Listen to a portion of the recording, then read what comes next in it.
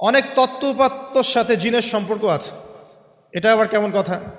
এটাও কোরআনেই আছে যে দুনিয়াতে যে ব্যক্তি শয়তান মানুষ শয়তান, তার সাথে জিন শয়তানের যোগাযোগ থাকে। বিশ্বাস করেন না? দুনিয়াতে যে ব্যক্তি মানুষ শয়তান, তার সাথে জিন শয়তানের যোগাযোগ থাকে।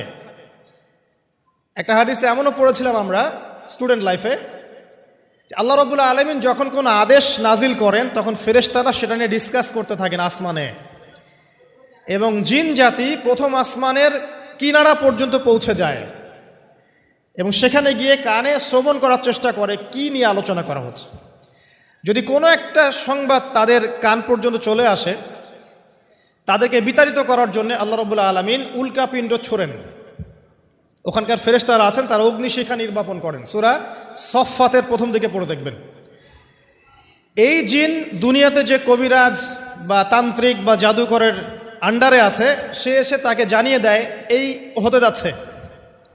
তখন সেই তান্ত্রিক এই সত্যটার সাথে আরও 100টা মিথ্যা জড়িয়ে জনগণকে বিভ্রান্ত করে। তখন তার কথা ফলে যায়, মানুষ মনে করে যে তান্ত্রিক অনেক বড় কিছু হয়ে গেছে। তো এগুলো সবই ফিতনা।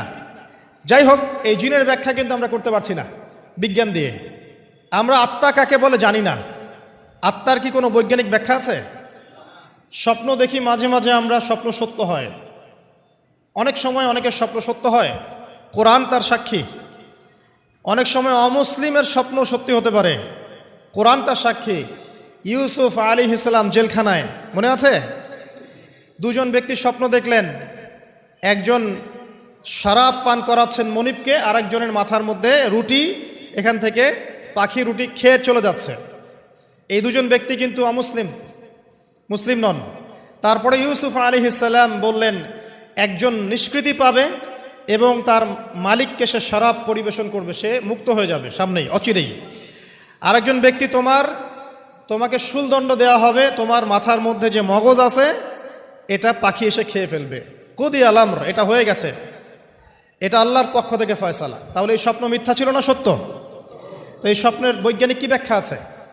বিজ্ঞান কি এই পর্যন্ত যেতে পারবে? নাই। অতএব সব কিছুর বৈজ্ঞানিক ব্যাখ্যা খুঁজতে হবে না। নবী সাল্লাল্লাহু আলাইহি ওয়াসাল্লাম বলেছেন, নবী সাল্লাল্লাহু আলাইহি ওয়াসাল্লামের প্রতি দরুদ পাঠ করা হলে এই দরুদগুলো সংগ্রহ করার জন্যে এক শ্রেণীর ফেরেশতা আছেন, স্পেশাল ফেরেশতা, মালায়েকা। আর আমাদের সায়েন্স অবশ্য মালায়েকায় বিশ্বাস করে না, তারা জিন জাতিতেও বিশ্বাস করে না।